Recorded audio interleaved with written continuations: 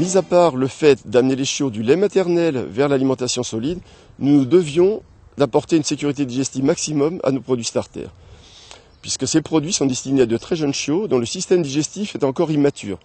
Et c'est dans cet esprit que le Centre de recherche Royal Canin travaillait en collaboration avec l'unité de médecine de l'élevage et du sport de Maisons-Alfort.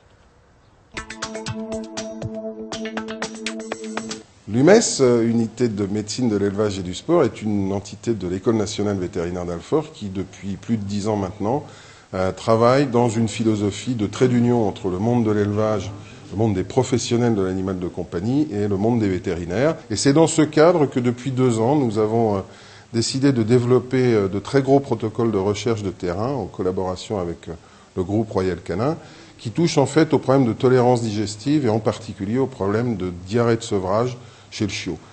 Ces protocoles sont conduits par le docteur Aurélien Grelet, qui fait partie de l'UMES depuis plusieurs années maintenant.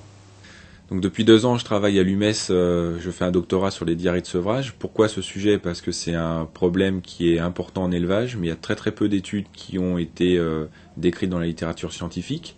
Donc l'objectif, c'était de faire un bilan global sur les facteurs de risque, non seulement infectieux, mais aussi sur les conduites d'élevage. Donc on a fait appel aux éleveurs de l'UMES pour essayer de pouvoir inclure beaucoup de cas, et au niveau des éleveurs de chiens en France, qui ont répondu très favorablement, ce qui nous a permis d'inclure plus de 30 élevages, 300 chiens, 300 chiots entre 4 et 8 semaines. Pour l'ensemble de ces chiens, on a réussi à caractériser les selles, on a étudié les agents infectieux, et parmi ceux-là, on a confirmé certaines suspicions, et on a en même temps découvert certains agents qui n'étaient pas encore décrits chez le chien, et on a mis en évidence certaines conduites d'élevage à risque notamment. Et donc cette étude nous a vraiment permis de faire un bilan sur la connaissance et sur les facteurs de risque des diarrhées de sevrage chez le chiot. Dans le cadre de son enquête épidémiologique conduite pour sa thèse universitaire, le docteur Grelet a identifié 3 populations d'élevage. Les premiers chez lesquels la diarrhée de sevrage était quasiment absente, d'autres qui se situaient dans la moyenne, et enfin les derniers au sein desquels les troubles digestifs au sevrage étaient une réelle préoccupation. Afin d'approfondir nos connaissances sur le sevrage, nous avons décidé d'un commun accord avec l'unité de médecine de l'élevage et du sport de poursuivre notre partenariat.